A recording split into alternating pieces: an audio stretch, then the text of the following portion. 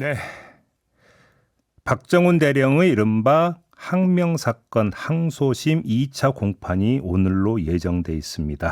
오늘 이 공판이 상당히 주목을 끌고 있는데요. 여러 가지 이유가 있기 때문인데 관련 이야기 이분과 나눠보도록 하겠습니다. 박정훈 대령의 법률 대리인인 김정민 변호사 전화로 연결합니다. 나와 계시죠? 예, 안녕하세요. 김정민 변호사입니다. 김계환 전 해병대 사령관이 오늘 그 증인으로 출석할 예정이었는데 불출석 사유서를 냈다고 그래요. 네. 왜 안 나오는 걸까요? 말을 바꾸기가 어려우니까 안 나오는 거겠죠.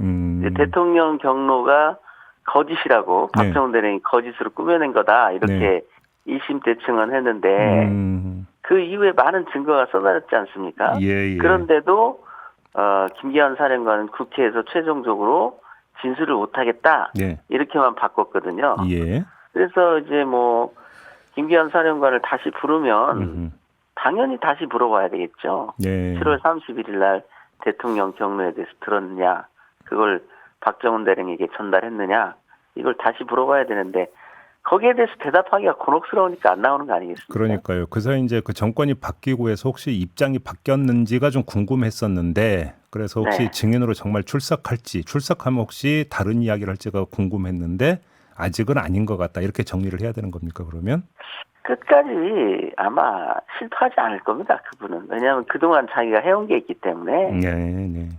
기회는 드리겠지만 네. 가능성은 높지 않다. 알겠습니다. 이명현 특검팀이 오늘 재판을 지켜본다고 하던데 이건 어떤 의미가 있다고 봐야 되는 걸까요? 그래서 이제 이명현 특검팀도 그 김기환 사령관의 말에 그래도 주목하고 있는 게 뭐냐면 네. 일말의 가능성인 진술 번복. 이건 굉장히 중요하죠. 만약에 진술을 번복한다면 이제 거기에 대해서 네. 더 이상 힘을 쏟을 필요가 없지 않습니까? 입증하곤 할. 네. 그런 걸 할지 향후 이 재판을 어떻게 처리해야 되는지에 대해서 좀 판단하기 위해서 네. 이제 와서 보려고 하는 것 같아요. 근데 지금 그 특검팀에서 어떤 이야기가 나왔냐면 그 이 항명 사건 항소를 취하할 수도 있다라는 지금 입장이 흘러나왔어요. 일단 네. 당연히 반기시는 입장이겠죠? 당연히 저희는 계속 그런 주장을 해왔죠. 그리고 과거에 그 특검법 결국 거부권 행사 때문에 실행되지 못한 특검법에서는 그 부분을 명시한 경우도 있었거든요. 그런데 이번에는 약간 흐릿하게 돼 있긴 하다. 그건 무슨 말씀이세요? 그래서 이제 이 박정훈 대령 사건을 정확하게 지정하고 있지는 않기 때문에 해석을 통해서 끌어낼 수는 있으나 그런 부분이 있어서 그러나 이제 이 특검법의 출발이 박정훈 대령의 항명이 아니다라는 것은 이 특검법의 출발점 아니겠습니까? 만약에 박정훈 대령이 항명했다면 이 특검법이 나올 까닭도 없는 것이죠. 그래서 이 특검법과 항소 유지는 이게 모순되는 거다. 그래서 조속히 정리하는 게 맞다. 그게 저희들 주장이었거든요. 그러면 특검에서 만약에 항소 취하 결정을 내리면 그 순간에 지금 진행되는 공판은 다 그러니까 중지되고 1심 무죄 판결이 그냥 확정이 되는 거죠, 그러면? 그렇죠. 그래서 그 부분은 뭐 여러 기관에서 합리적인 판단을 할 거라고 저는 생각합니다. 혹시 관련해서 특검팀으로도 혹시 연락받거나 이런 게 있으십니까? 아니요. 그건 뭐 저희가 관여할 일이 아니기 때문에 특검의 권한이죠. 그래요. 근데 이종섭 전 국방장관 측은 이 항명 사건 취하 검토가 권한남용이다 이렇게 주장하던데 이건 어떻게 평가하십니까? 뭐 그분들이야 신락 같은 희망이라도 잡고 싶겠죠. 그런데 저는 참 이렇게 염치 없는 사람이라는 게 뭐냐면 김기환 사령관은 지금 안 나오고 있죠. 그다음에 이종석 국방장관도 1심 때 나와서 그 부분을 질문했을 때 진술을 거부했단 말이에요. 진술 거부였습니까? 재판을 똑바로 이 많은 사람들이 재판을 유지시켜달라고 요구하는 건 이해가 되겠는데 누구나 다 뻔히 추정되는 내용에 대해서 자기들한테 불리하다고 뻔뻔스럽게 진술을 거부한 자가 그 재판을 계속 유지해달라. 이것은 범죄를 계속 하겠다는 선언이나 다를 게 없죠. 너무나 참 염치 없고 양심이 없다. 저는 그렇게 생각합니다. 알겠습니다. 임성근 전 해병대 1사단장이 어제 이명현 특검 사무실을 찾아갔다가 그냥 발길을 돌린 적이 있었습니다. 일단 부르지도 않은데 그러니까 제발로 찾아갔는데 이건 어떻게 지켜보셨어요? 참 임성근 선장은 저는 안타깝게 생각하는데요. 예. 첫 단추를 잘못 끼고 있다. 왜냐하면 박정훈 대령과 자기가 어떤 대척점에 있는 것처럼 자꾸 확대 해석을 하고 거기에 지나친 의미 부여를 하고 있거든요.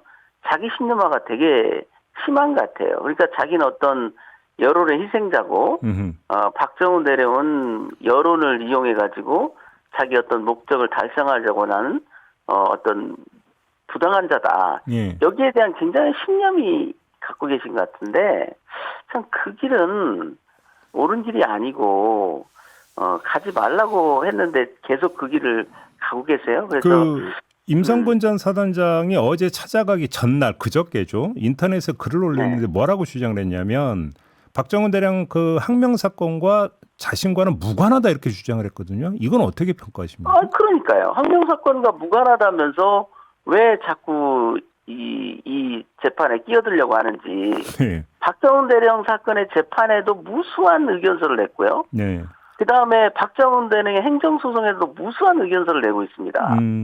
분명히 항명과 무관하면 자기는 일반 국민의 입장에서 그냥 지켜보면 되는 건데 그렇죠. 계속 관여하면서 박정훈 대령으로 항명으로 처벌하지 않으면 크게 뭐 나라가 어떻게 될 것처럼 소란을 피우고 확대 해석하거든요. 네.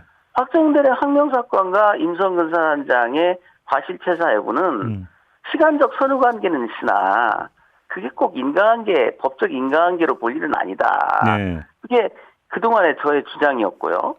그런데 임성근 사단장이 자꾸 왜곡된 사실에 입각해서 너무 신념화된 행동을 하고 있지 않느냐. 그런 생각을 저는 하고 있습니다. 임성근 전 사단장이 박정훈 대령의 유죄를 확신한다 이렇게 이제 주장을 하는데 그 이유 중 하나가 밀명이라고 하는데 이게 무슨 얘기입니까?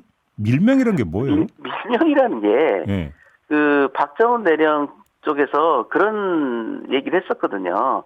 사건 초기에는 방첩 부대장이 사단장 처벌이 필요하다라고 얘기했지만 당시까지 나온 정보로는 입건할 만한 근거가 없었다.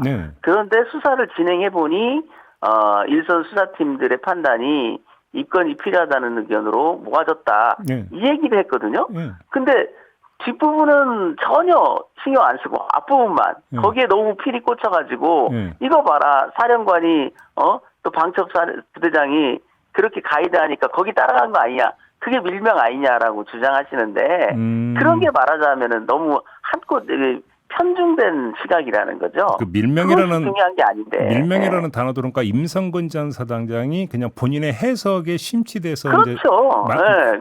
그 부분은 뭐냐면 작전 통제권이 이양됐다라는 부분을 주장하지 말라는 거였는데 그것은 그 수사팀의 생각도 마찬가지였거든요. 왜냐하면 작전 통제권이 어디에 있느냐가 중요한 게 아니라 실제 작전 통제권을 누가 행사했느냐가 중요한데 여러 가지 사정을 보면 임성근 사단장이 작전 통제권을 실제 행사한 측면이 많기 때문에 알겠습니다. 그건 법리적으로 중요하지 않다는 뜻인데. 변호사님 그 지난달에 한 유튜브 방송에서 임성근 전 사단장과 직접 토론한 적이 있으시죠?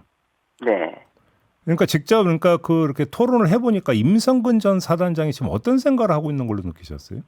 그러니까 강물에 들어가지 말라고 자기는 했는데 자기를 강물에 들어가라고 한 파렴치범으로 몰아갔다. 이것이 어떤 공작이고 그렇다. 여기에 너무 확신을 가지고 있고 그것이 굉장히 큰 요소라고 생각하시는 거예요. 그러나 사실은 국민들이 볼 때는 전체적인 그림을 보는 거지 그런 디테일을 보는 게 아니거든요. 현장에 가서 직접 통제한 사단장이 이런 어처구니 없는 사건에 대해서 책임을 져라. 이게 국민의 상당수의 상식적인 판단 아닙니까? 그런 디테일한 부분은 중요하지 않다. 그 얘기를 계속 강조해드려도 임성근 사단장이 이미 그걸 들으려 하지 않아요. 너무 신념이 확고합니다. 나는 물에 들어가라고 한 적이 없다. 계속 이 점을 강조한다는 말씀이십니까? 그렇죠. 알겠습니다. 그 대구지검이 그 특검에 합류하기를 원한다는 이야기가 있다는데 이건 무슨 이야기입니까? 저도 어디서 그런 얘기를 좀 들었는데요. 저도 이제 대구지검의 특검 합류에 대해서 굉장히 촉각을 곤두세우고 있었거든요. 왜 그러냐면, 대구지검이 만약에 임성근 사단장에 대해서 무죄 판단을, 무혐의 판단을 하고 있었다면, 네. 이 특검에 합류하는 것을 좀, 거북스러워했을 거예요. 그런데, 임성근 사단장에 대해서 기소 쪽으로 많이 의견이 모아졌다면, 예. 자기들이 수사한 그 노력을 좀 완성시키기 위해서 참여를 원할 가능성이 있다는 거죠. 그러니까 어디선가 틀었다라고 만약에 대구지검 수사 관계자들이 느끼고 있고 그렇게 알고 있었다라고 한다면 그걸 풀고 싶어한다 이런. 그렇죠. 경북도경의 수사에 개입했던 정황이랄지, 네. 심지어 대구지검 자체도 압력을 받았을 거거든요. 아하. 그 부분을 가장 잘 아는 것은 대구지검이다는 거죠. 임성근 사단장의 과실치사 여부, 네. 그리고 그것이 만약에 과실치사가 인정되는데도 불구하고 경북도경에서 송치하지 못했다면 네. 그 연유 네. 이것까지 소상하게 알고 있는 게 대구지검 수사팀일 테니까요. 그러면 그 특검에 그냥 합류시키면 되는 거 아닙니까? 그건 잘 모르겠습니다. 뭐 물론, 그 기관에서 물론 뭐 특검의 권한 사항이긴 합니다만. 네. 네. 알겠습니다. 하나만 더요. 네. 이 구명 로비 의혹도 불거진 바가 있지 않습니까? 그리고 네. 거기에 김건희 씨도 등장을 하는데, 네. 네. 자 이걸 그러니까 수사를 해야 된다고 쳐요. 그럼 이걸 김건희 네. 특검에 서는 게 맞습니까? 최상병 특검에 서는 게 맞습니까? 지금 두 특검이 다 수사 대상인 것 같아요. 네. 그래서 두 특검에서 조율할 수도 있지만 네. 기본적으로 각자의 권한으로 부여돼 있으니까 네. 각자 필요한 수사를 할 수밖에 없지 않느냐. 투트랙으로 다 가도 된다? 그렇죠.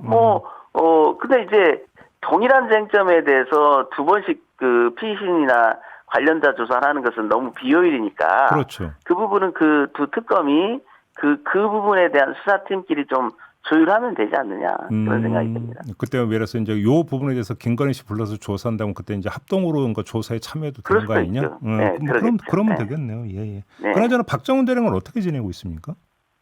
지금 재판 오늘 또 있는데 네. 재판 준비하고 있고 최근에는 그냥 조용히 복귀를 준비하고 있습니다. 알겠습니다. 자, 오늘 말씀 여기까지 들어야 될 것 같네요. 고맙습니다, 변호사님. 네, 감사합니다. 네, 박정훈 대령 법률 대리인 김정민 변호사였습니다.